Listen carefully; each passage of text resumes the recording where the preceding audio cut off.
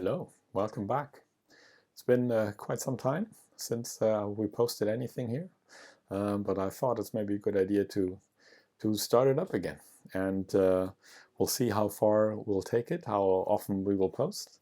But here is a first video from the season 2, so to say, and I'll start off with maybe a bit peculiar topic. So it's a landscape photography excursion, you could say. I did a trip to Scotland with the aim to try some landscape photography.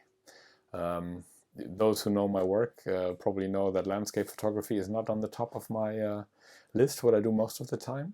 Mainly it's portraiture or some fine art, nude shoots with models. That's basically where I started out in. Now with having a family, it's lots of travel photography, family photography. But landscape is something I never really tried and attempted.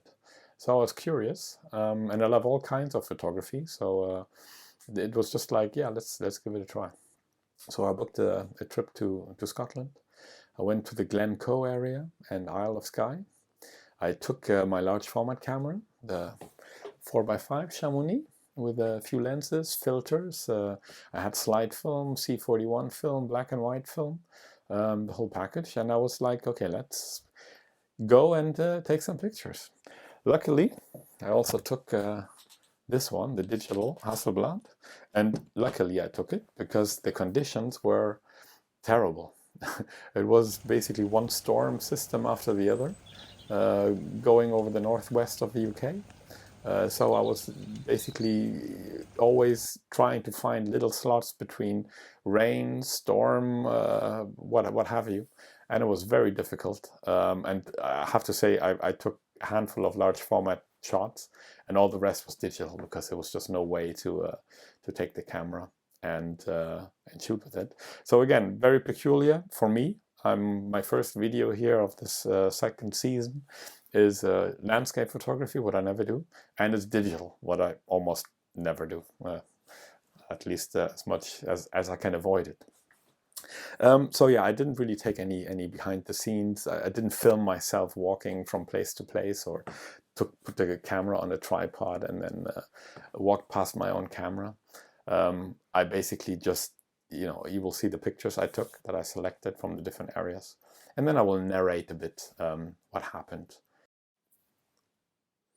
So my first attempt, I went very early morning of the first day I was there.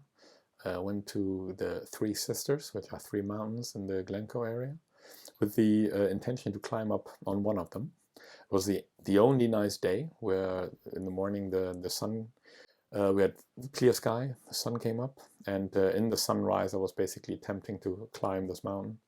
I had all my gear with me, a tripod, large format camera, the whole thing. And it was more difficult to get up there than I thought. And at some point I basically failed to get up there because I felt not comfortable anymore. So my first morning experience was already a failure. But I went back to the hotel, which was at a lake. I don't know if that's the right word. It's like a fjord in Norway, where you had, like, from the sea, sort of like an arm of water, going land inwards. And it was a very beautiful place where this hotel was located. And I took some pictures there when there was no rain. And yeah, sometimes the sun broke through. Very, very nice place. There's my room as well, nice view. And what I also attempted is to take some panoramas. The only lens I have for the Hasselblad is a 45mm, which is sort of a 35mm in full frame. So it's limited when it comes to landscape photography. So whenever I wanted a wider scene, I had to take multiple images and then stitch them together. So this is one of them, and the next one I think is also a panorama, but now vertically, that I stitched them together. So this is just in front of the hotel. The next item I wanted to see was also not far from the hotel. It was a little fortress, old fortress on a little island just off the coast. It was very difficult to find a parking, so I had to park away a few kilometers and then basically walk to get there and take some pictures. And actually the walk there turned out to have quite some nice things to photograph. Of course, nothing to do with landscape, it's more documentary. It's like an old shipwreck and junkyard, but yeah, it was interesting to take pictures there, even though it has nothing to do with landscape. And that's maybe one of the things I learned pretty quickly, that pure landscape it doesn't come naturally to me. I always like to include like man-made objects. You will see in most of the images, you see you know, some poles from power lines, or you see these boats, or I hardly have any images where it's really only pure landscape. It's sort of, I'm always drawn to have something man-made inside that picture. Then yes, when I managed to get to the castle, then the light was completely in the wrong direction. So I tried different angles and tried to walk around this castle as much as possible to avoid a little bit the opposite light. This is also the only time when I took the large format camera and actually was able to take some sheets, but they are not developed yet, so I'm not sharing them yet. And then went back to the car. In the evening, I wanted to go to the supermarket in the next town to get some groceries. And on the way, I saw there was a parking lot and a nice area with a bridge. And I just went there, wandered around again, took some pictures. So this is sunset time. Yeah, again, no classical landscapes, but just some pictures around this bridge. It was like half an hour to sunset. And one lesson I learned, if you park your car, don't park it inside a potential image. So park it further away. The red car you can see there on the side, that was my rental car. This image is taken back at the hotel. It was pitch black. It was after sunset, not pitch black, but you see the clouds are still a little bit illuminated in the back by the sun, which has already set. So this is again a panorama. In real, it looked much darker, but sort of when I started editing it, sort of that it looked better if it was a bit brighter. Otherwise, it looked very dull. Then one morning, I went to a little lake, tried to take some pictures there, but again, it was overcast. It was raining. It was very difficult to find anything interesting, and the light.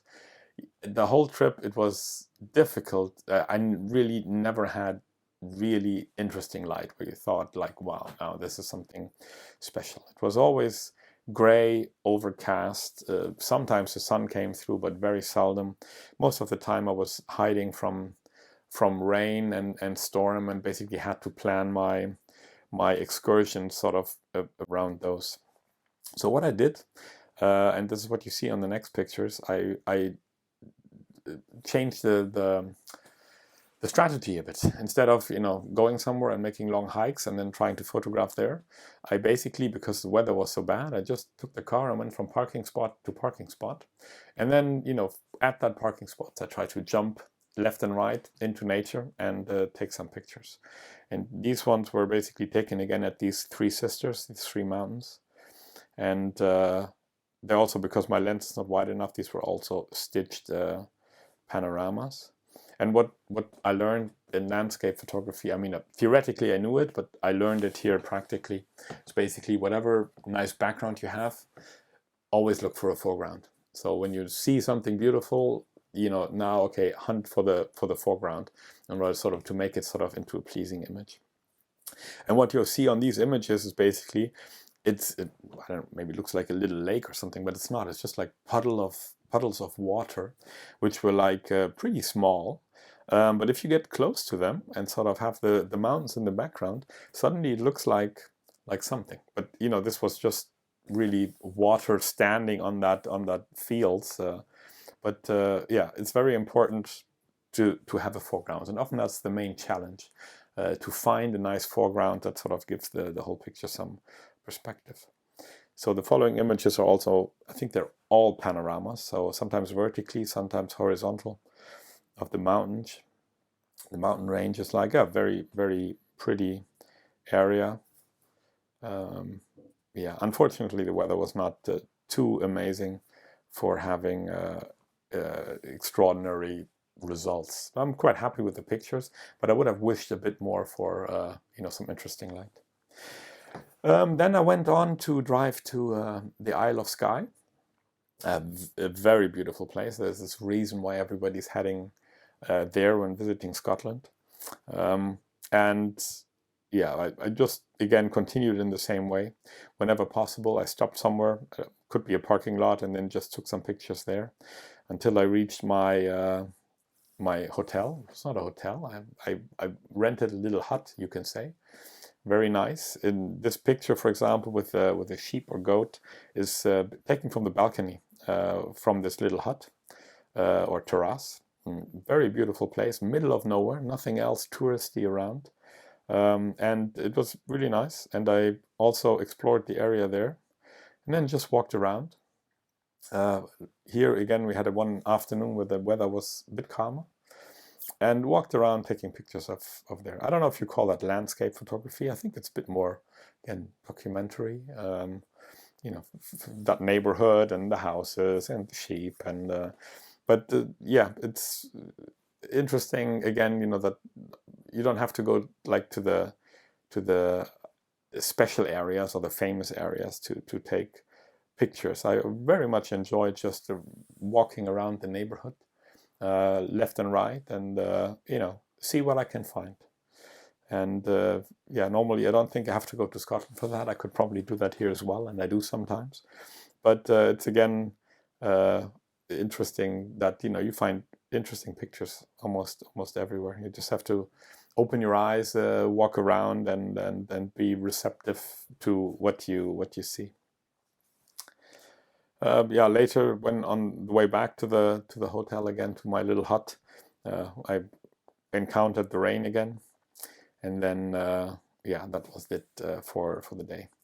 The next day was again very, very rainy, and in the morning I didn't know what to do, so I just explored the area by car again, drove northwards, and then you see the Old Man of Store. I didn't where I will go later when the weather was a bit better. But these images were basically all driving around looking for parking spots and then taking some images, what I could find walking around there. And sometimes you see in the background the sun was breaking through the clouds, which was quite nice, but it was a very seldom and short-lived experience. But you see again, I almost have something man-made in the picture. I don't know why that is, but that's sort of naturally drawn to me. Could be a road, could be a stone or a house or something like that, sort of to put things into perspective. Then in the afternoon, the weather became better. That was according to the forecast. So I decided to head to the Old Man of Store, which you see here already in the background. So while going there, I already looked out for pictures and parked the car left and right. It's quite interesting when you prepare for such a trip and you go on YouTube and you look for advice, other pictures, where to go. You find everything. People tell you where to go, where to park your car, where to drop your tripod, which focal length to use to take which pictures, which I find quite amazing that people are so helpful and trying to help each other. But it also sort of turned me off a bit that everybody goes to the same spot, takes the same picture, and then that's it. So I try to avoid that, but some pictures you just have to take because it's just too pretty in order to let them go.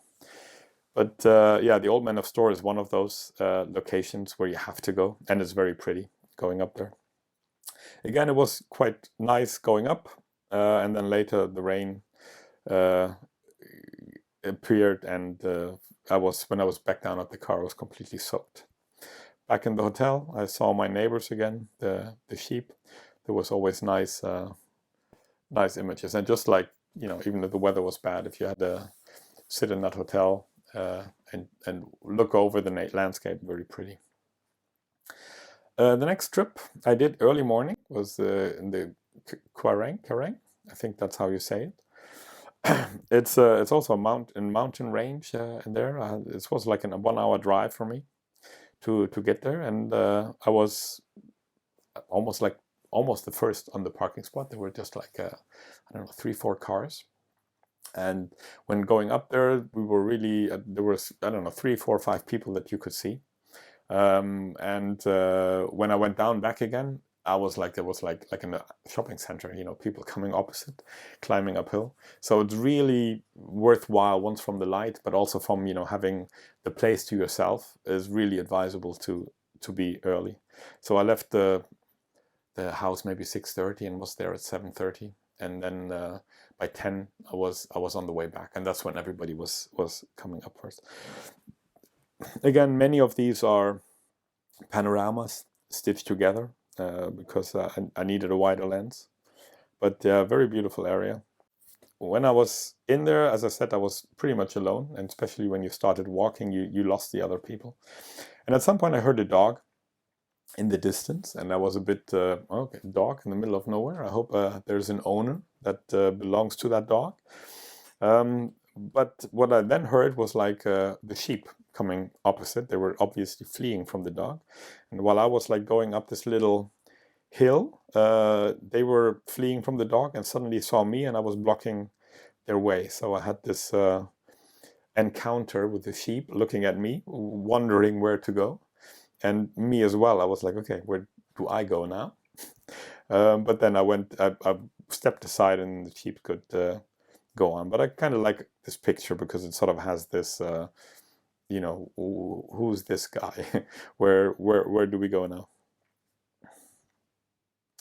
In the afternoon, I went to Portree, that's the main city, and yeah, just got some groceries. And I've always had the camera with me, so I walked around, took some pictures of the surrounding of the harbor of the city. It's a small town, but yeah, very nice as well. But again, I'm still missing true landscape photography images. So what I had in mind when I went there is not really what I came home with. And at the beginning, I was a bit frustrated about that. But in the end, I was, you know, I just took the pictures that, you know, came obvious to me. And that's fine as well. The last area I visited was this lighthouse. It's all the way in the northwest. It was like a 1.5 hour drive, very small roads to get there. And here again, I had advice from YouTube videos, where to go, where to put your tripod, what focal lengths to use. And yes, I went there just to see it as well. But I continued onwards and tried many other things as well. And yeah, I'm quite happy with the shots. It was very windy, very stormy. Luckily, there was no rain. It was raining all the way driving there. But when I stopped there, parked my car, the rain stopped. But very, very windy. But a very beautiful area, very rugged, very rough, dramatic cliffs and water. Very nice area to walk around. And again, I always have these man-made objects in the pictures, and you can see lots of sheep and goats around, and lots of their droppings as well. Everything you'll see on the pathways is all from the sheep. Again, I went here, it was very early. I think I was the first one walking down there to the lighthouse, and then when I returned, there were more people coming. But as it's so remote and as the weather was so rough, it was still very quiet. And you see on the pictures, you see hardly anybody there. So that was good for photography. So that basically sums up the trip to Scotland. As promised, I have a few more large format portraits that I took. Just add them here as an add-on. It was Stephanie was having a shoot here in our house. And sometimes when I feel like it, when I'm there and I'm ready, I'll take some pictures as well. And in this case, I took out the Chamonix 4.5 that I carried all the way to Scotland, but didn't really use. And so I thought, okay, maybe now it's time to use it, and took some portraits, all on the 135 lens, which I really like for portraits. Normally it's a bit wide, according to the classical theory. It's a 35mm in roughly in full frame terms, but I really like it for portraits. Maybe it works differently on large format than maybe with the full frame. So these are all taken at home with the 4.5 and the 135 lens. Yeah, it was just a few pictures, so I could use the camera for something useful. Pretty happy about the last image, because if you're shooting large format 4x5 or 8x10, you know, what you see on the ground glass is quite dim most of the time, especially if you're shooting inside. If you're shooting outside of something else, but inside everything's really dim, and you really are you know, have to really try to identify all the different elements, see where they are, and if they work out. And I knew when I was composing the images that I hope that she's completely on the image and her foot is not cut off, so I tried to take some extra care. But I'm really happy how it works out, that she's really situated in that corner and nothing is cut off, and then so forth. So I'm pretty happy about this last one, also because it's a bit more complex, more elements in the frame. So I really like that. So yes, thank you very much. I hope that was not too long, not too boring. If you have any comments, feel free to share them under this video, and then I hope I see you soon again for the next one. Thanks, bye.